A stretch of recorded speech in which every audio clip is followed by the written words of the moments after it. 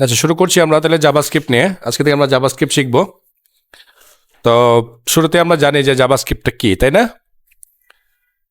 So দেখি জাভাস্ক্রিপ্টটা কি। So আমরা বলতেছি জাভাস্ক্রিপ্ট বা JS is a high level dynamic programming language.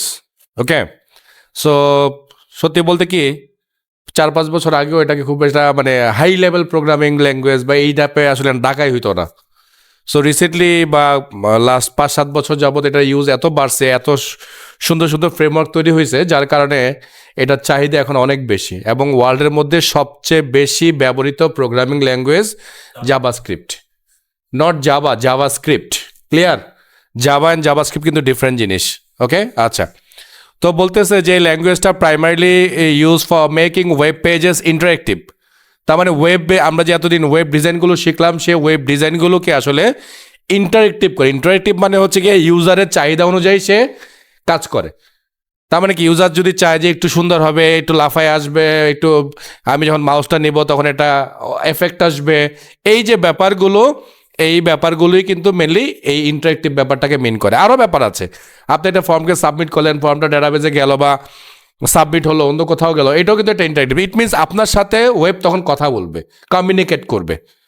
বুঝতে পারছি তো? মানে আপনি কিছু বললে সেও আপনাকে অ্যান্সার পাঠাবে। This is interactive. Okay, so it allows developers to create dynamic content, control multimedia, animate elements and update web page without reloading it. তার মানে দেখছেন কতগুলো কাজ করে আমাদের জন্য। কন্টেন্টগুলোকে ডাইনামিক করে, মাল্টিমিডিয়া আমরা কন্ট্রোল করতে পারি, অ্যানিমেট করতে পারি, তারপর হচ্ছে গিয়ে ওয়েব পেজগুলোকে অটোমেটিক আমরা রিলোড করতে পারি। আপনি একটা কাজ করবেন, একটা নির্দিষ্ট পার্ট শুধু রিলোড হবে, পুরোটা না। সো এই কাজগুলোকে আমরা চাইলে জাভাস্ক্রিপ্ট দিয়ে খুব সহজেই কন্ট্রোল করতে পারি। ওকে, আচ্ছা। তো জাভাস্ক্রিপ্ট যেহেতু শিখবো, জাভাস্ক্রিপ্টের হিস্ট্রিটা একটু আমরা জানি।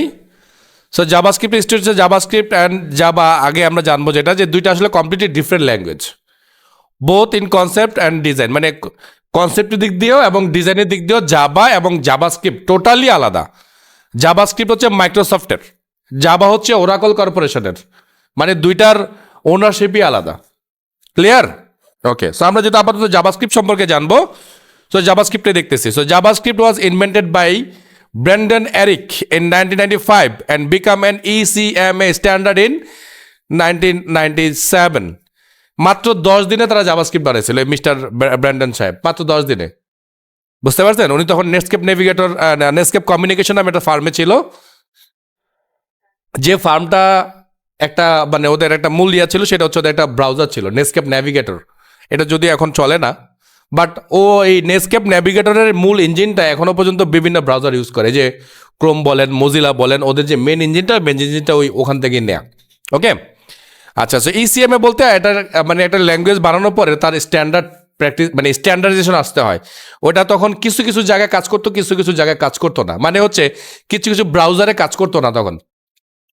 ব্যাপারটা বুঝতে পারছেন তো? তো তখন তারা যেটা কি হলো, এটাকে আরো স্ট্যান্ডার্ডাইজ করলো যেন সব ব্রাউজারে কাজ করানো যায়। তো যদি সব ব্রাউজারে কাজ করে 297 সালে চলে আসে না, এটা আস্তে আস্তে প্রায় 2016, 17 বা 15 এরকম সময় এসে তারা এটা রেডি করতে পারছে।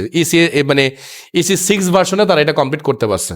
ওকে, তার আগ পর্যন্ত যেমন ধরেন আমরা ইউজ করতে ইন্টারনেট এক্সপ্লোরার নামে একটা ইয়া ছিল, কি বলে, যেটা এখন বর্তমানে এডস হয়ে গেছে আর কি। হ্যাঁ, সো ওইটাতে আমরা যে ধরেন ক্রোম বা মজিলা ওদের জন্য যে জাভাস্ক্রিপ্ট করতাম, ওই জাভাস্ক্রিপ্ট ওটাতে চলতো না, ওটাতে আর কাজ করতো না। তো তখন দুইভাবে জাভাস্ক্রিপ্ট করতে হতো, ওই ব্রাউজারের জন্য, এই ব্রাউজারের জন্য, একটি জায়গার মধ্যে দুই ধরনের জাভাস্ক্রিপ্ট। তো তারা এই প্রবলেমটাকে সলভ করে ফেলছে আর করে। হ্যাঁ, আচ্ছা। দেন ECMA 262 is the official name of the standard ECMA script. It is the official name of the language. মানে ওদের একটা অফিসিয়াল নেম হচ্ছে গিয়ে, সেটা হচ্ছে ECMA 262। তো এই স্ট্যান্ডার্ড ফলো করার পরে আসলে তারা এটাকে আসলে বাজারে ছাড়তে পারছে। ওকে, তো এই ছিল মোটামুটি জাভাস্ক্রিপ্টের একটা বেসিক আউটলুক। সো আমরা পরবর্তীতে আরো ডিপ জানবো ইনশাল্লাহ। ওকে।